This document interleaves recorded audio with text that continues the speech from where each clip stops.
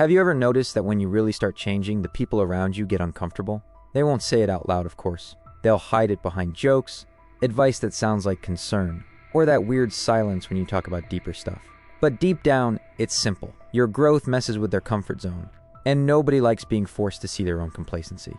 Maybe this is happening to you right now. You're evolving, shedding old skins, and the people around you don't know how to handle it. They sense the shift, and it unsettles them, like a mirror reflecting truths they'd rather avoid. Your transformation isn't just yours. It's a silent challenge to everyone who's chosen to stay still. You started thinking differently, acting differently, maybe even questioning things you used to accept without blinking. And suddenly, you feel alone, misunderstood, judged, what no one told you.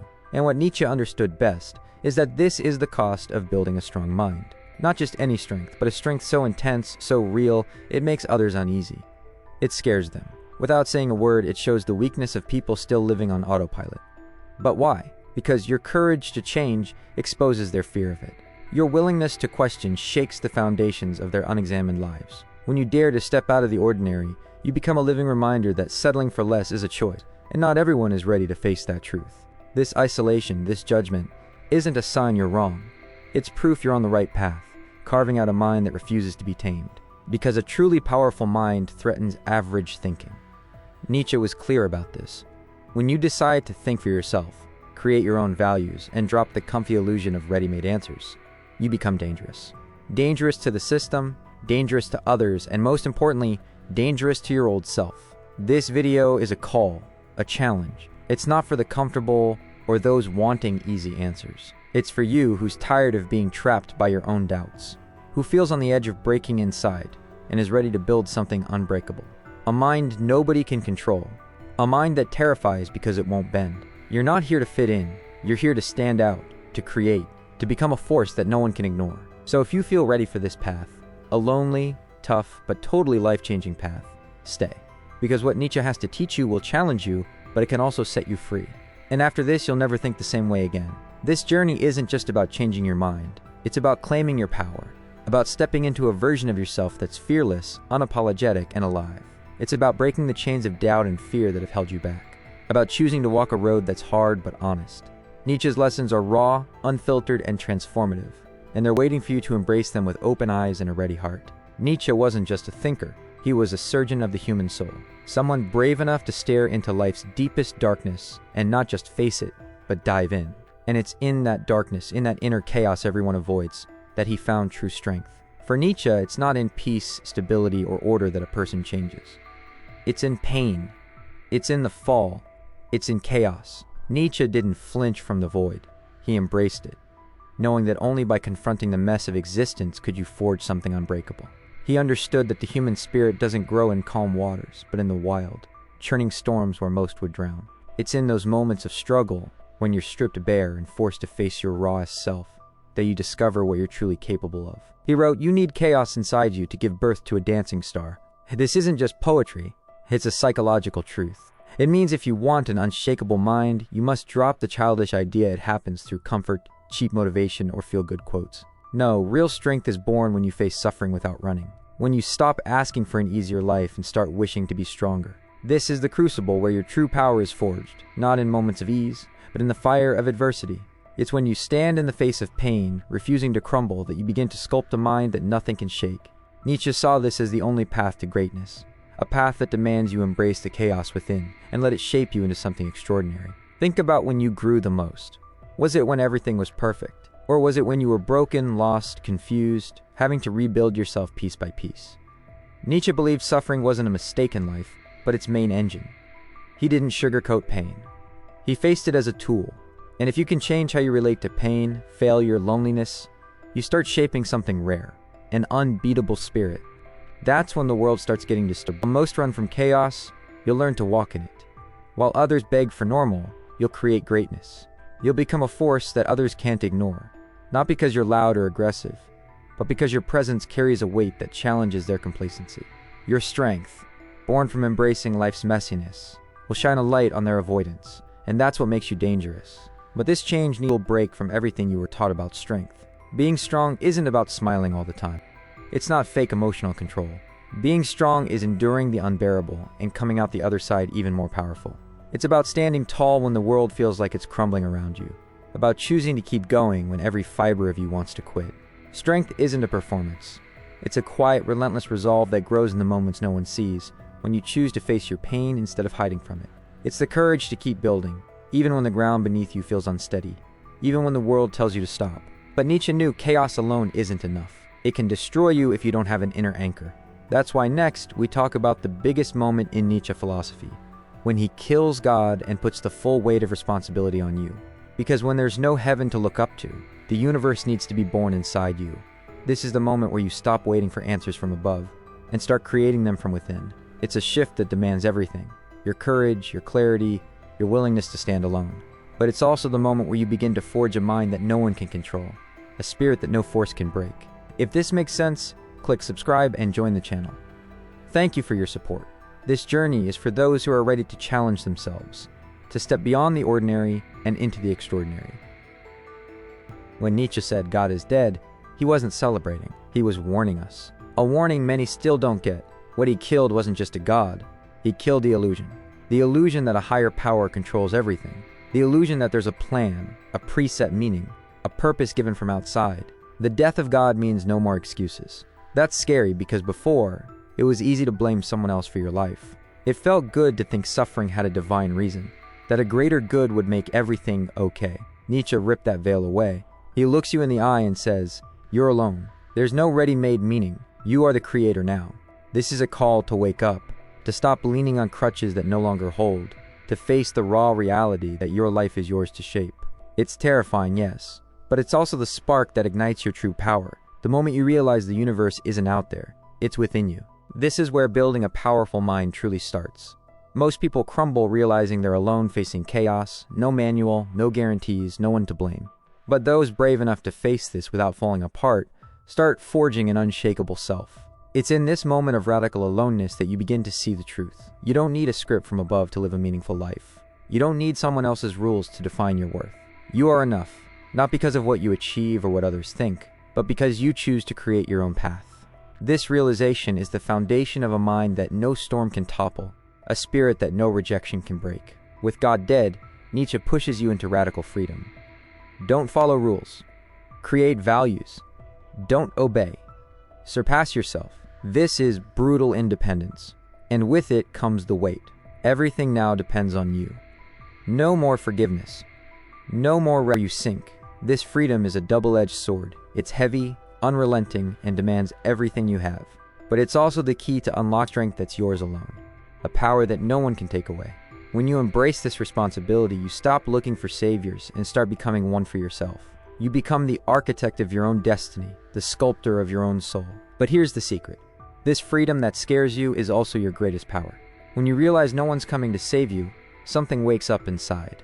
A fire that forces you to rise even when you're bleeding. That makes you think for yourself, feel for yourself, act not because someone said it's right, but because you decided it is. This fire burns away the need for approval, the fear of judgment, the weight of others' expectations. It's the spark that turns you from a follower into a creator, from a victim of life's chaos into a force that shapes it. This is the moment where you stop asking for permission to exist and start claiming your right to create, to live, to be. It's in breaking these crutches that Nietzsche sets the stage for something bigger, a new way of being. A human who doesn't follow the herd's rules, who doesn't need approval or permission. A being who creates their own right and wrong, who pushes past limits and lives as a creator. A being that frightens the weak because it forces them to see themselves truly. This being has a name. Nietzsche called it the Übermensch, the Overman. And if you want a mind so strong no one can break it, you need to understand how to become this figure who lives above the crowd, driven only by their own will to power. Let's dive in. This is the heart of Nietzsche's vision, a call to rise above, to become a force so powerful it reshapes the world, not because you force it, but because your very existence demands it.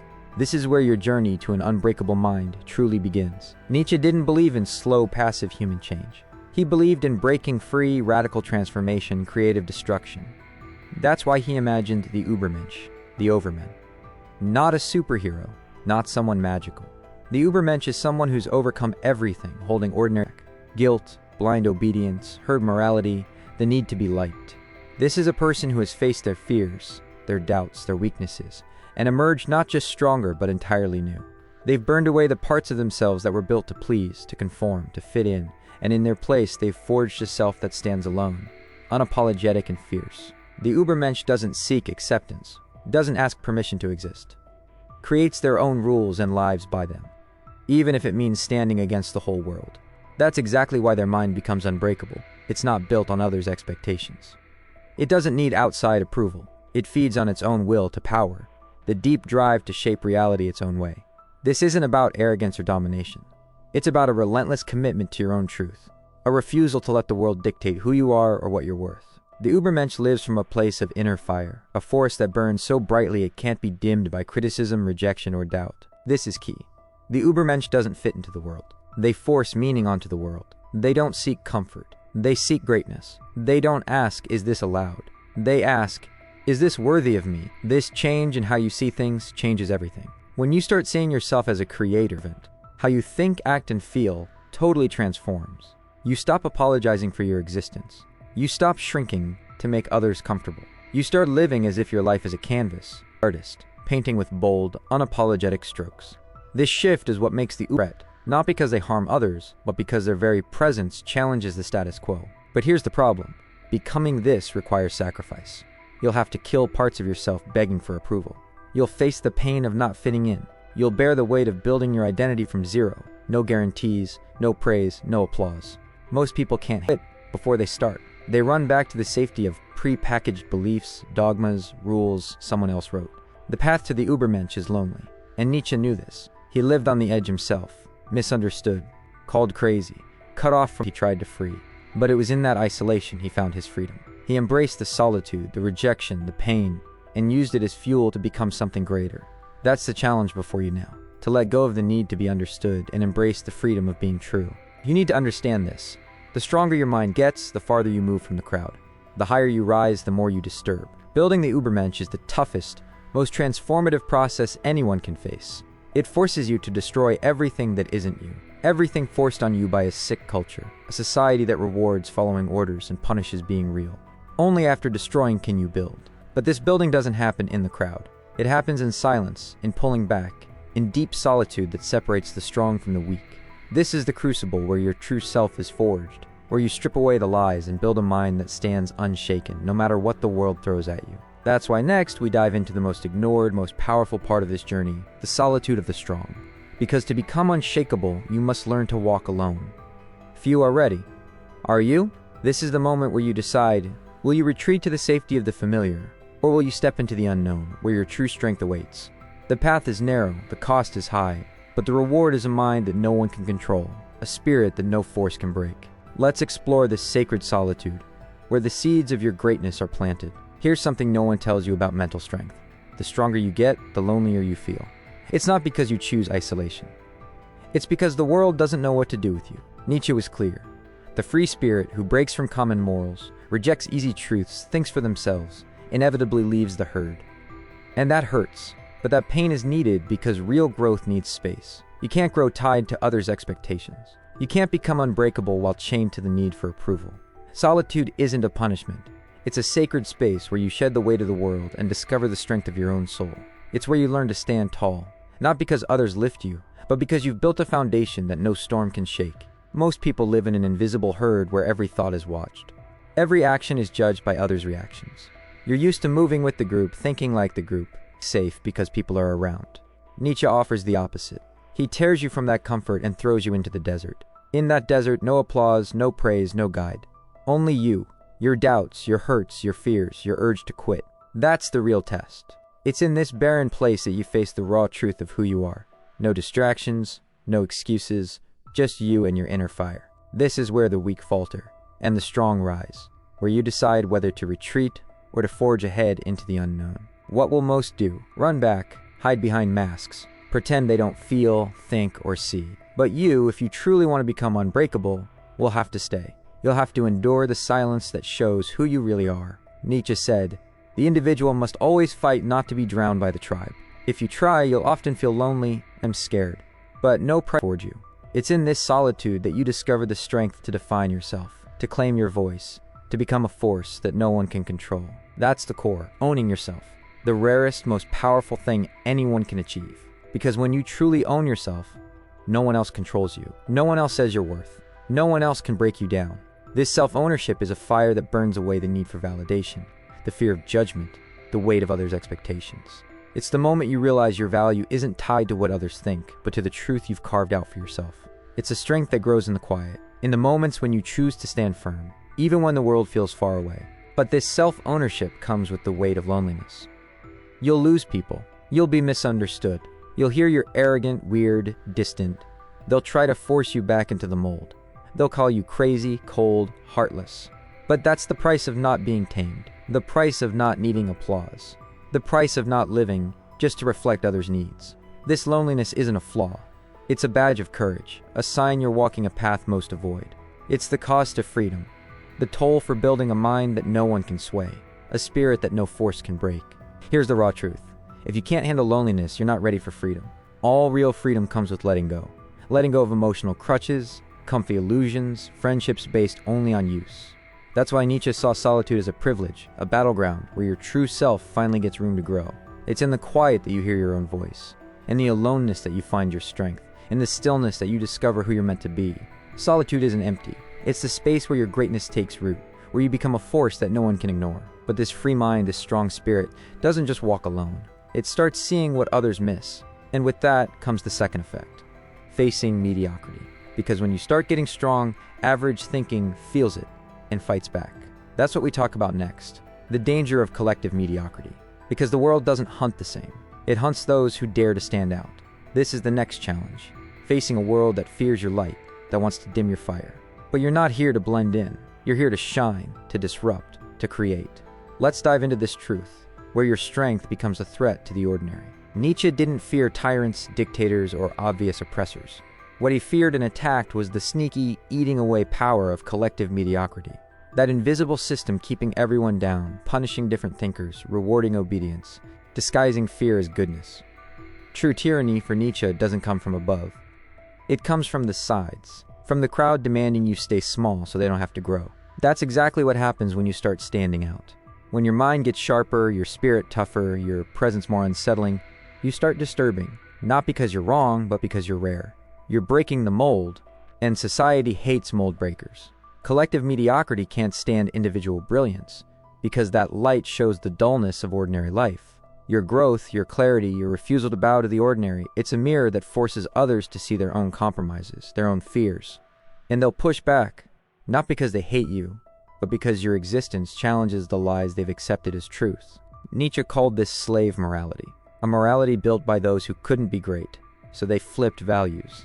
They turned strength into arrogance, ambition into selfishness, independence into coldness. They made a moral system protecting the weak and condemning the strong.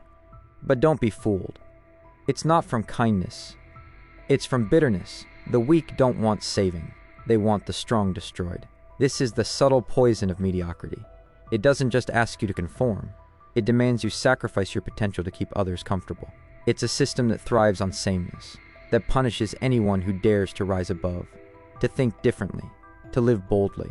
That's why when you start freeing yourself, they attack. Sometimes directly, sometimes subtly, with looks, silence, sarcasm. But the message is clear. Get back with the group. You're making us feel small. And you are, just by being you. Your light exposes their shadows. Your courage highlights their fear. Your growth reveals their stagnation. They'll try to pull you back, to make you doubt your path, to convince you that standing out is wrong. But this resistance isn't a sign you're failing. It's proof you're succeeding. It's the world's reaction to a mind that refuses to be tamed, a spirit that refuses to shrink. Nietzsche knew most live trapped in paralyzing conformity, a life shaped by fear, guilt, and blind obedience. Anyone questioning this is a threat. But don't be tricked. Mediocrity doesn't attack with force. It attacks with numbers, with agreement, with the weight of everyone thinks so, wrong for not fitting. It will use every social weapon, shame, exclusion, to make you back down. It's a quiet but relentless pressure, designed to keep you small, to keep you safe, to keep you ordinary. But you're not here for ordinary. You're here for greatness, for a life that's yours alone, built on your terms. This is where many quit because they can't stand being the odd one, the difficult one, the arrogant one. But Nietzsche would call you something else, necessary. Because while the world spins on recycled ideas, fake desires, and comfy lies, it's the strong individual who brings the needed discomfort for something new to start. Your difference is the spark of change. But But it's also the target. You're not just fighting for your own freedom. You're challenging a system that thrives on keeping everyone in line. Your existence, your refusal to bow, is a rebellion, a call for others to wake up, even if they resist it. Being strong, thinking freely, living on your own terms, this is war against collective mediocrity. And like any war, you need preparation. You need weapons, not physical ones, but mental ones. That's what we talk about now in the final part. Because building a mind so strong it scares people has a high cost. But it also has a reward no one can steal. Next, you'll understand the price and the power of being unbreakable. This is the moment to arm yourself with the tools to stand firm, to sharpen your mind, to forge a spirit that no force can bend. You're not just building strength, you're building a legacy, a life that echoes beyond the ordinary. You made it this far. That already puts you ahead of most. Most would have clicked away at the first challenge. They'd have run from the first discomfort. They'd have turned it off when they realized this isn't content to flatter the ego. It's a call to action, a call for those ready to drop the comfy illusion and face reality eyes wide open. You're here because you feel the pull of something greater, something that demands your courage, your resolve, your willingness to become more than you've been. Because building a mind so strong it becomes feared isn't just a choice. It's giving things up. You will lose. You'll lose friendships based on shallowness. You'll lose chances that needed you to submit. You'll lose being satisfied with less. But in return, you gain something priceless. Wholeness.